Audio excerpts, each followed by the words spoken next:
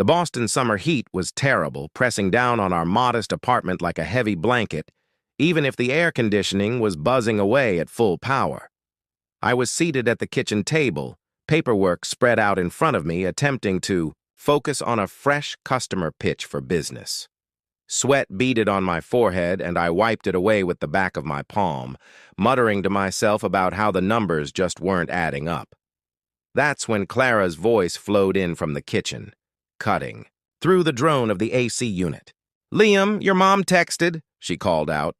I didn't even need to question whose mom she meant.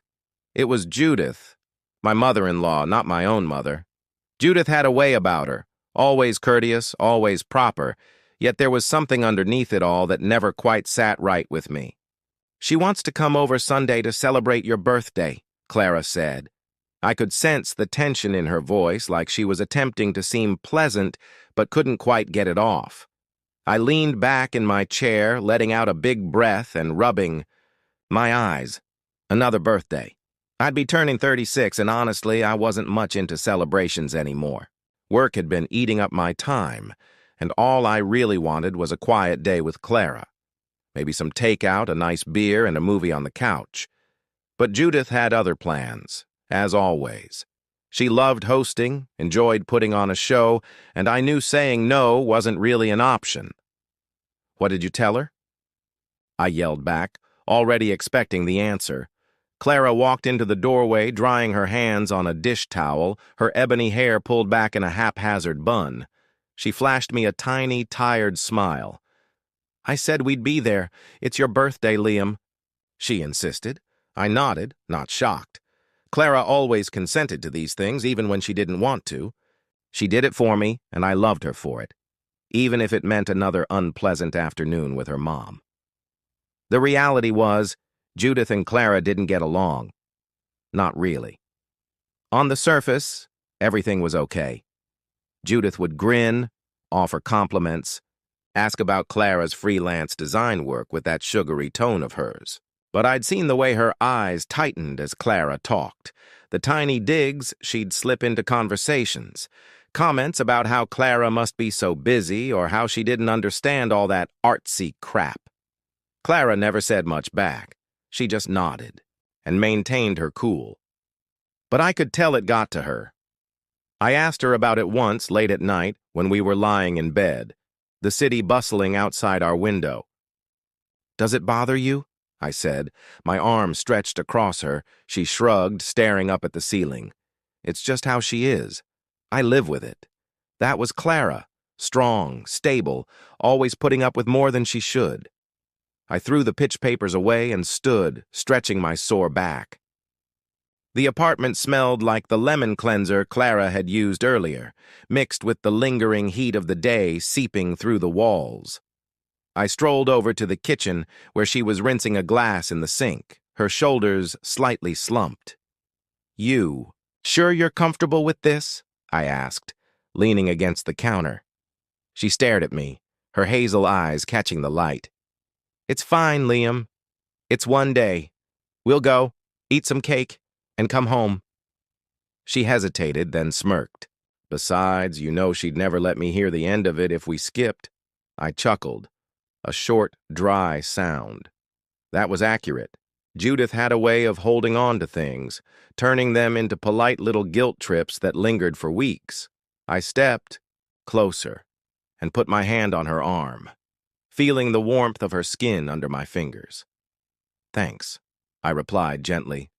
"I know it's not your favorite thing." She shut off the tap and faced me, her smirk softening. "It's your birthday. I'll survive." There was a beat of quiet. Then she moved in and kissed me. Quick, her lips soft against mine. It was a tiny moment, yet it stabilized me. I knew she wasn't pleased about Sunday, and I wasn't exactly bouncing with excitement either, but we'd get through it together. That's how we worked. The rest of the afternoon slid by in a blur. I went back to my pitch, manipulating figures and rearranging lines until my brain ached. Clara went into her small office nook, sketching something on her tablet, her headphones on. Every now and then, I glanced over at her, noticing the way. Her brow furrowed when she concentrated. She looked stunning like that, focused and in her own world. I thought about Sunday again. Judith's spotless house, the expensive table settings she'd pull out, the way she'd linger over us with that forced smile. It would be okay, I persuaded myself. Only a few hours. Yet deep down, I couldn't shake the feeling that it wouldn't. Be as simple as cake and small talk. Judith always had a way of stirring things up, even when she didn't mean to, or maybe, especially when she did. I slumped sideways, my head striking the armrest. Clara's voice faded in and out as she shouted into the phone. "Yeah, my hubby, he's sick, extremely sick. Please, hurry!" The following several minutes were a muddle. I kept slipping, my mind fuzzy 1 second, keen the next. Clara stayed with me, her hand grasping mine, her voice shaking as she fought to keep me awake. "Liam, stay with me, okay? They're coming, just hold on." I nodded, or thought I did, but my body wasn't. Listening. My vision tunneled, the flat shrinking to a pinprick of light, and all I could think about was those filthy chocolates. What was in them? That question looped in my head over and over as the nausea surged again. I barely made it to the edge of the couch before I threw up, a hard heave that left me gasping, my throat raw. Then the paramedics came, quick, boots thudding, voices loud and clipped. "What happened?" one of them asked, a guy with a buzz cut and a stethoscope around his neck. Clara's remarks tumbled out, agitated. "He ate some chocolates last night, a whole box. Then he started feeling nauseous just now. Please, help him." They placed me onto a stretcher, my limbs limp and useless. I caught sight of Clara's face, white, fearful, tears smearing her cheeks. "I'm coming with you," she informed them, grabbing her bag. They didn't argue. The ambulance ride was terrible. The siren wailed, lights blazing through the windows. I lay there, tied down, an oxygen mask clamped over my face. The paramedic beside me started asking questions. When did I eat them? How many? How do I feel? Yet my answers were mumbles, half-formed, my stomach twisted. My head ached, and that chilly sweat wouldn't quit. Clara sat near my feet, her hand gripping my leg tight. "You're going to be okay," she kept saying, like she was trying to convince herself as much as me. I wanted to trust her, but that question kept clawing at me.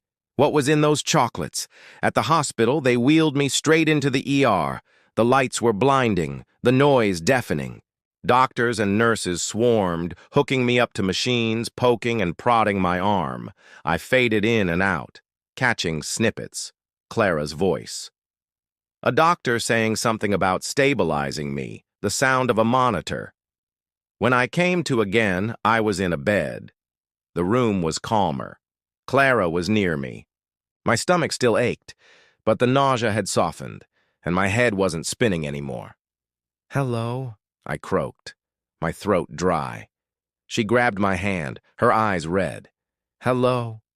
You scared the crap out of me." "What happened?" I asked, my voice shaky. She swallowed hard. "They don't know yet. They're running tests. Claimed it's not typical food poisoning. Something worse. Worse." That phrase sank in, thick and frigid. I thought about the chocolates, the way I'd eaten every last one, how amazing they tasted, and Judith's call, her panic when I said Clara ate them. "Clara," I murmured, forcing the words out. "Your mom. She knew something." Her face tightened, her mouth drawn in a tight line. "Yeah, I suppose so too." I lay back, staring at the ceiling, the IV cold in my arm. The pieces didn't fit yet, but they were starting to line up. Judith sent those chocolates for me, or so I'd thought. But her